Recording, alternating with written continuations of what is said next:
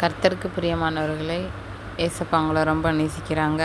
இன்றைக்கு நமக்குரிய வார்த்தை, கர்த்தர் உங்கள் முன்னே போவார், இஸ்ரவேலின் தேவன் உங்கள் பிறகே உங்களை காக்கிறவராயிருப்பார். ஏசாயா 52:12.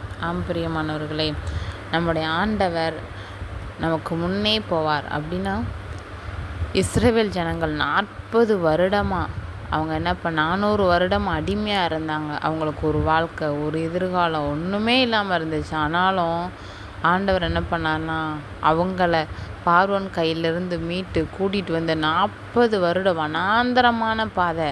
அந்த பாதையில் தண்ணி இல்லை, தங்குறதுக்கு வீடு இல்லை, மாற்றுறதுக்கு ட்ரெஸ் இல்லை, போகிறதுக்கு எதுவுமே இல்லை. எந்த ஒரு ஆதரவும் இல்லாத நேரத்தில் ஆண்டவர் என்ன பண்ணார்னா, பகலிலே மேகஸ்தம்பமாகவும் இரவிலே அக்னி ஸ்தம்பமாகவும் போனார். அது மாத்திரம் இல்லைப்பா, அவங்களுக்கு முன்பாகவும் அவங்களுக்கு பின்னாலே என்ன பண்ணார் அப்படின்னா, காக்கிறவராய் இருந்தார். அவங்கள ஒன்றுமே சேதப்படுத்தவே முடியலை.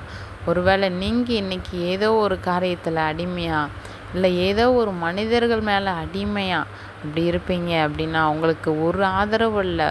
இஸ்ரவேல் ஜனங்களை போல் திக்கற்றவர்களாக இருக்கோம், நாங்கள் எங்கே போவோம், நாங்கள் ஒடுக்கப்படுகிறோம் அப்படின்னு நீங்கள் உங்கள் இருதயத்தில் நினச்சிங்க அப்படின்னா, ஆண்டவர் சொல்கிறாரு, நீங்கள் எந்த மனுஷங்க மூலம் நான் ஒன்றுமில்லாமல் அழிஞ்சிருவேன்னு நினச்சிங்களோ அந்த மனுஷங்களுக்கு முன்பாகவே ஆண்டவர் உங்களை வாழ வைப்பார். எப்படின்னா, ஆண்டவர் உங்களுக்கு முன்னையும் இஸ்ரவேலின் தேவன் உங்கள் பிறகையும், அப்படின்னா உங்களுக்கு முன்பாகவும் சரி உங்களுக்கு பின்னாலேயும் சரி நீங்கள் செய்கிற ஒவ்வொரு காரியத்திலையும் ஆண்டவர் உங்கள் கூடவே இருந்து உங்களை காக்கிறவராக இருப்பாராம். ஸோ எதுக்குமே பயப்படாதீங்க, ஒன்றும் உங்களை சேதப்படுத்தவே முடியாது. ஏன் அப்படின்னா, ஆண்டவர் உங்களோடு இருந்தவங்களை பாதுகாப்பார். சாத்ராக், மேஷாக், ஆபேத்நேகோ அவங்கள 3 பேரையும் அந்த அக்கினி சூளையில் போட்டாங்க. ஆனாலும் அவங்களோட 4வது நபராக ஒருத்தர் சுற்றினார். அவர் தான் ஆண்டவராக இயேசு கிறிஸ்து.